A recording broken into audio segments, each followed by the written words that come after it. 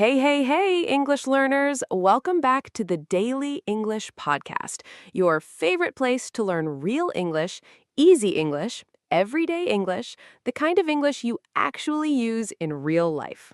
Yes, welcome back, everyone. We are so happy you are here with us today. This is the podcast where we talk like real people, share real stories, and help you feel comfortable and confident in English. I'm Corey, And I'm Oris. and together we are your two English friends, not your teachers with a big stick, just your friends who really want to help you grow. Exactly. No boring grammar rules today, just real talk, real English, real life. So, Oris, how are you doing today? Did you sleep well? Actually, yes, I slept really well. I woke up, opened the window, and the sky was so blue. I just stood there for a minute and smiled. Oh, I love that. A simple morning smile. Yeah, and that made me think about today's topic. Ooh, tell us. Today, we're talking about the power of positivity. I love this topic already. Yes, we are going to talk about how our thoughts, our small habits, and our daily choices can make our life feel lighter and brighter. And don't worry, we are not going to say, just be happy, it's easy. No, we know real life has hard days too. Exactly. We're going to talk about real, practical positivity, not fake smiles, real tools you can use today. And of course, we will learn a lot of really useful English phrases and words along the way. Listen carefully, repeat when you can, and enjoy the conversation. And before we go any further, a small favor. Yes, if you enjoy this podcast, please click like, please subscribe to Daily English Podcast, and please share this episode with one friend who is learning English. Yes, send it to that friend who always says, I want to learn English, but I don't know where to start. This episode is perfect for them. And stay with us until the end today. We have a special announcement, and you are not going to want to miss it. Yes, something we think is going to help your English learning so much. So don't click away. The best part is coming at the end. Okay, are you ready? Let's go. So, Oris, let's start simple. When we say the power of positivity, what does that really mean? Good question. Let's start with the word positivity. Positivity. Positivity. Positivity. Positivity means having a good, hopeful feeling about life. It doesn't mean everything is perfect. It means you choose to see the good side, even when things are hard. Say it with us, listeners. Positivity. And here's something important. Positivity is not outside you. It's not in your phone, not in your job, not in other people. It starts inside you. I really believe that.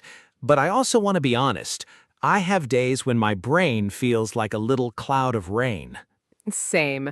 My brain sometimes wakes up and says, Good morning, let's think about everything that's wrong today. Yes, that's such a real feeling. You open your eyes, and immediately your brain gives you a list of problems. The bill you have to pay, the message you didn't answer, the mistake from last week. That's a great time to learn a new phrase, dwell on something. D-W-E-L-L, dwell. When you dwell on something, you keep thinking about it again and again. You stay there. You don't move on. For example, I try not to dwell on my mistakes. I just learn and move forward. Or she dwelt on one bad comment and forgot all the nice things people said.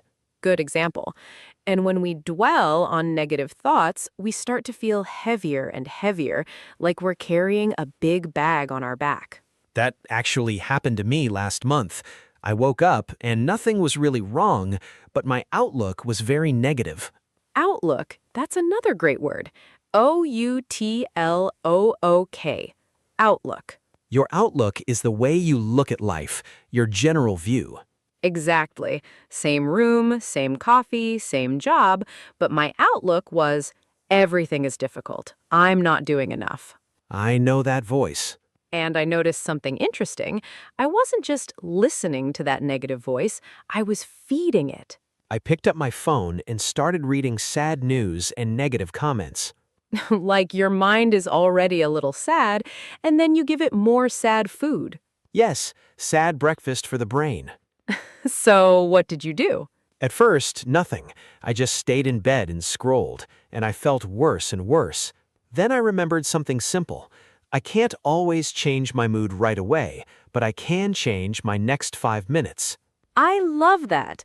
I can't change everything, but I can change my next 5 minutes. That's a powerful sentence for anyone listening today. So I decided to short-circuit the negative thoughts.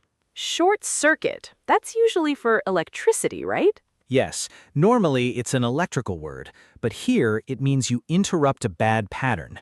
You stop the usual road your thoughts are taking. So instead of letting your mind go deeper into a dark tunnel, you change direction. Exactly. I put my phone down, opened the window, and played one happy song. Just one song. That's such a small thing. It is small, but then I made a simple breakfast and went for a short walk. No big life change, just 10 minutes, but it felt like I pressed a little reset button in my head. Good job, Oris. That's a great example for our listeners. Thank you. And listeners, this works for you too. Your problems don't disappear in 10 minutes, but your energy can change a little bit. That's enough to start. I really like this idea. It's like your mind is a garden. A garden. Tell me more. If you don't choose what to plant, weeds grow by themselves. Negative news, old worries, other people's drama, those are like wild weeds. But when you plant one small good seed, like gratitude or a kind thought or a short walk, you are starting a different garden. Gratitude. Let's talk about that word. Gratitude. Gratitude. Gratitude means feeling thankful. You notice the good things in your life, big or small. For example, every morning I write one thing I feel gratitude for. Today, it was my warm cup of coffee. Or practicing gratitude helped me feel calmer during a stressful week. That's such a nice habit. And listeners, you don't need a big notebook or a perfect plan. Just one sentence a day works. Exactly. And this doesn't mean you must be positive all the time. That's impossible. Right. You are human. You can feel tired, you can feel sad, you can even cry. That's normal and it's okay. But even on a hard day, you still have a small switch inside you. You can ask yourself, what is one small thing I can do right now that is kind to myself? Maybe that's opening a window and feeling the fresh air. Maybe it's making tea and taking 3 slow breaths. Or listening to a song that gives you hope. Or writing one line, today I am grateful for, and just finishing that sentence. You don't change your whole life in that moment. You just change the direction of your thoughts. And when you repeat that day after day, your brain slowly learns a new habit, a happiness habit. A happiness habit. I love that phrase. So, our first big idea today, positivity is not only about what happens to you, a big part is how you respond, and you can build that one small seed at a time. Okay, so we talked about small seeds of happiness inside us, but let's be real, sometimes our thoughts get stuck in worry. Let's talk about that. Yes, let's talk about when your brain just won't stop worrying and what you can actually do about it. I had a whole season like that. Every night, my brain was busy with what-if thoughts. What if I lose my job? What if I make a mistake? What if people don't like me?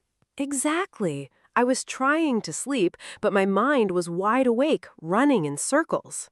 And the funny thing is, most of the things we worry about are things we can't actually control. So true. My brain loves to worry about the weather, the news, and strangers on the internet. The full package. One night, I was lying in bed and I thought, I feel like I'm trying to control the whole world from my pillow. That's such a good picture. You were spiraling a little. Spiraling. Let's explain that word. When your thoughts are spiraling, a small worry becomes bigger and bigger in your mind. Your thoughts go down like a spiral staircase, and you feel worse and worse. For example, I read one scary headline and then my mind started spiraling about everything that could go wrong. Or, when I'm tired, my thinking can spiral very fast into negative stories. I think a lot of our listeners know that feeling. So I tried something simple.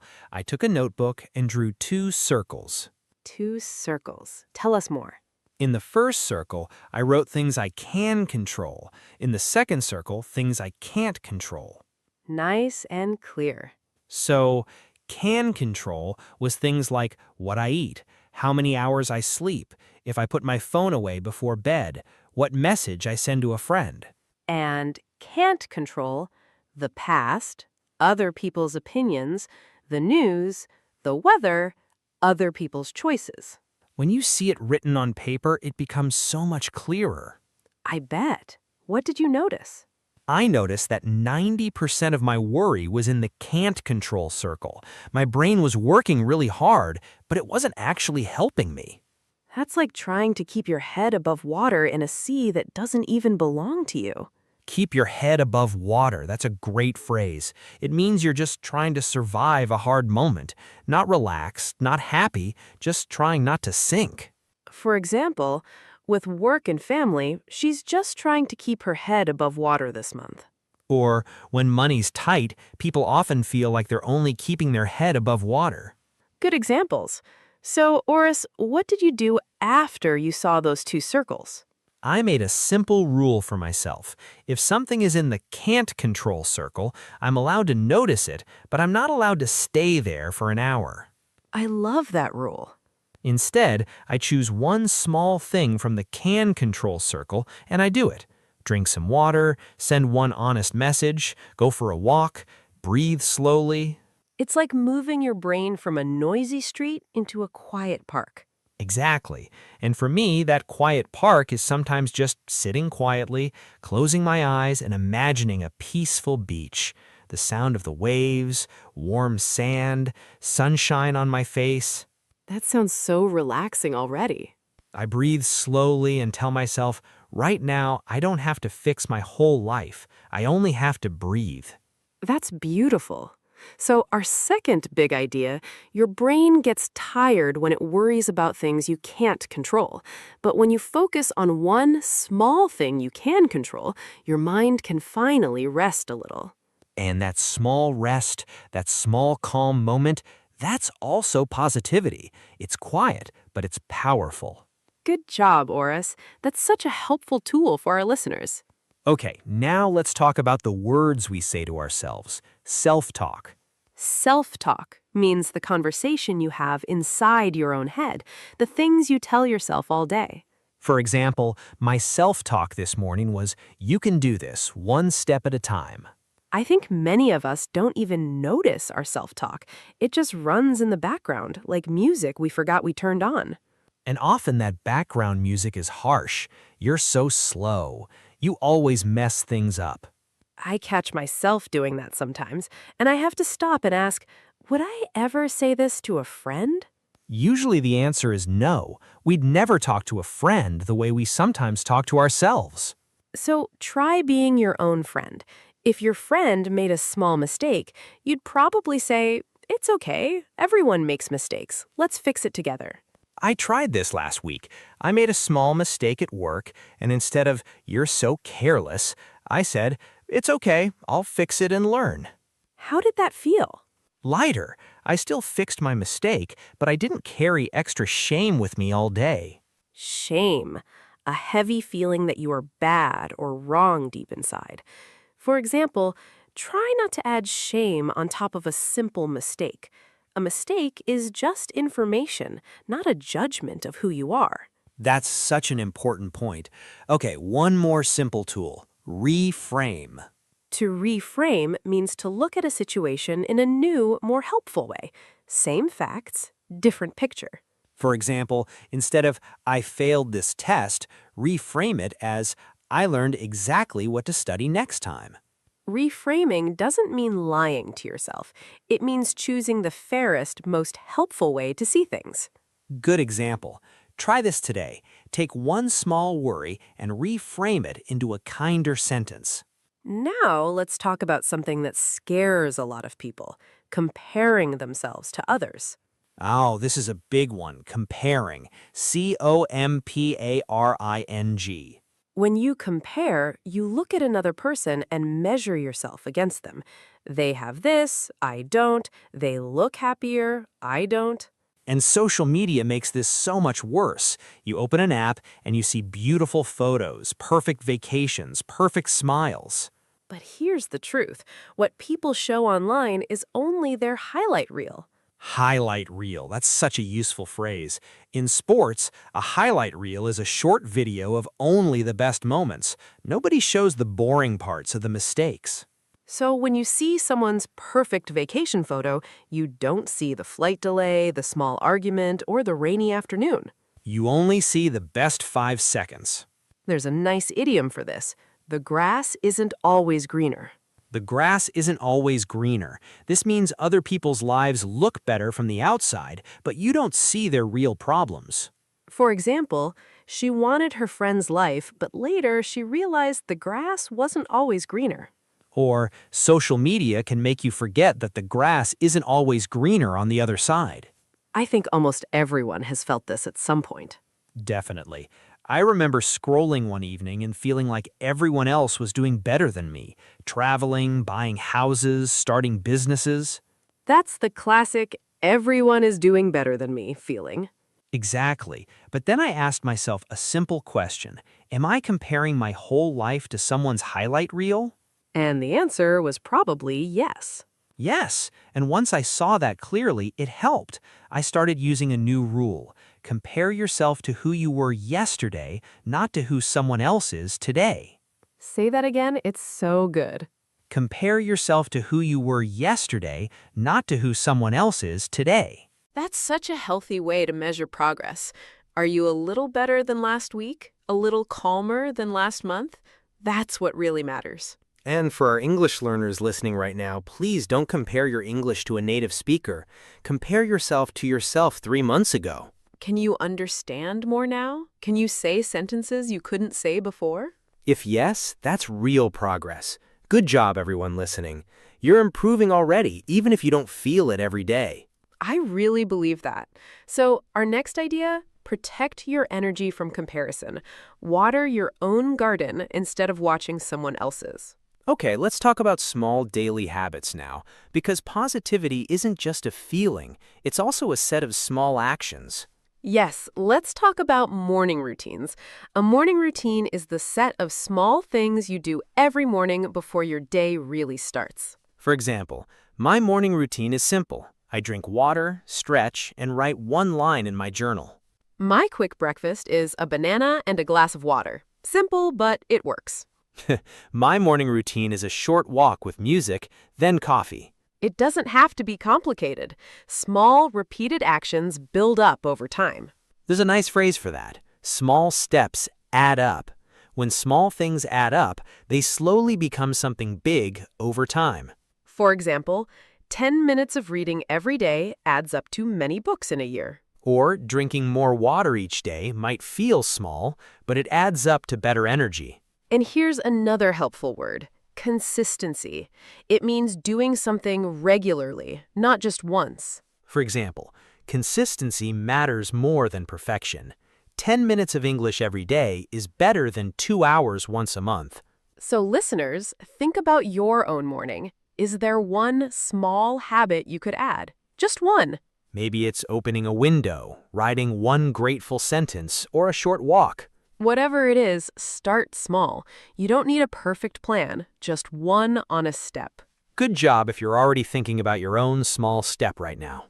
Now, let's be honest with our listeners. Sometimes, even with good habits, life still hurts. Things go wrong, plans break, people disappoint us. Yes, and that's where real positivity is tested. Not when everything is easy, but when things are hard. I remember a season a few years ago when I felt very stuck. Work was hard, and I didn't know what I wanted next.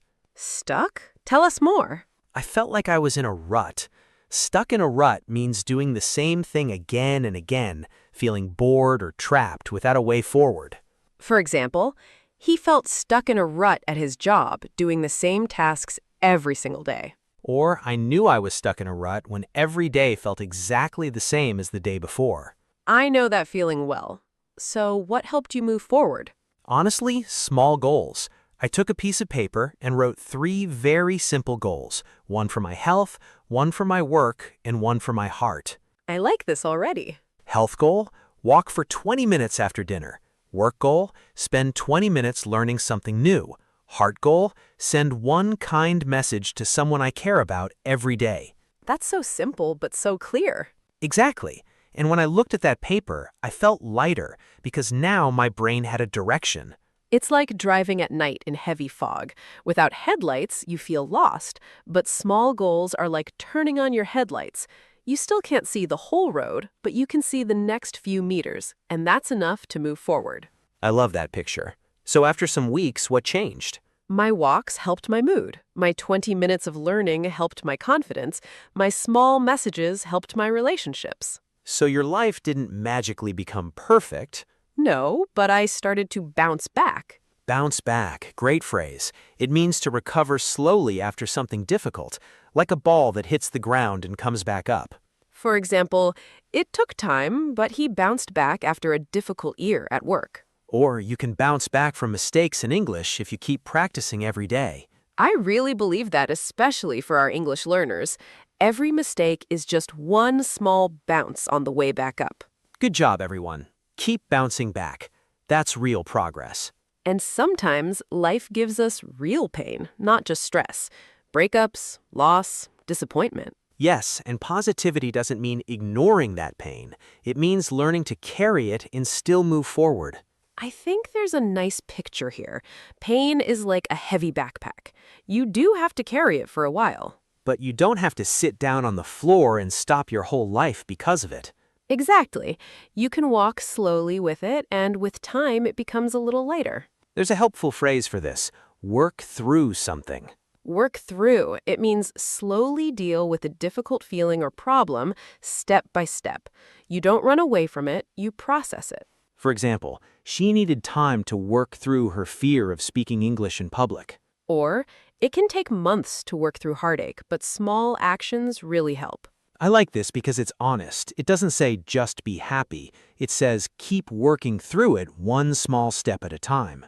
And that, listeners, is also positivity. Not fake smiles, quiet courage. Quiet courage. I love that phrase. So remember, if you're going through something painful right now, it's okay to feel sad. It's okay to cry. Just try not to live inside the pain for every hour of every day.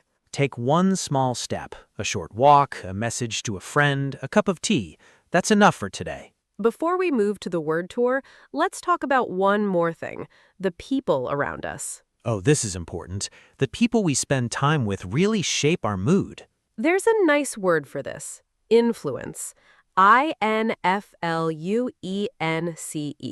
When something has influence, it affects you. It shapes the way you think and feel. For example, spending time with positive friends has a good influence on my mood. Or try to notice the influence certain people have on your energy. I had a friend once who always talked about problems. Every conversation was about what was wrong. That sounds tiring. It was. I tried to help, I listened, but nothing changed. Every talk I felt heavy and tired. There's a phrase for that, bring you down. Bring you down. When someone brings you down, they make you feel worse about yourself or just drain your energy. For example, I stopped spending so much time with people who bring me down. And the opposite phrase is lift you up. When someone lifts you up, you feel better, lighter, and more hopeful after talking to them. For example, surround yourself with people who lift you up, not people who bring you down. Surround. S-U-R-R-O-U-N-D. When you surround yourself with something, it is all around you, close to your daily life. You don't need to remove everyone who is struggling. That's not kind. But notice the balance in your life. If every conversation drains you, notice that. And if you have one person who lifts you up, treasure that friendship. Treasure. T-R-E-A-S-U-R-E. To treasure something means to value it deeply, to take good care of it because it matters so much to you. For example, I treasure my morning phone call with my sister. And for our English learners, this matters too. If you can find even one study partner, that small connection can make a huge difference. Someone who celebrates your small wins with you. Win. A win is a success, even a small one, and every small win truly matters. So, listeners, think for a moment. Who are the people who lift you up? Maybe send them a quick, kind message today. That small message is never a waste of time. It's an investment in your own positivity and in someone else's day, too. Okay, Corey, I think it's time for our word tour. Let's review everything we learned today. Yes, word tour time. We'll go through the words and phrases one more time, nice and clear. First, positivity. A good, hopeful feeling about life, even when things are hard. Practicing positivity every morning helps me start my day with more energy. Next, dwell on. To keep thinking about the same thing again and again, usually something negative. Try not to dwell on one small mistake all day. Next, outlook. The way you look at life, your general view. Her outlook became more positive after she started her new morning routine. Next, gratitude. Feeling thankful for the good things in your life, big or small. Writing one line of gratitude every day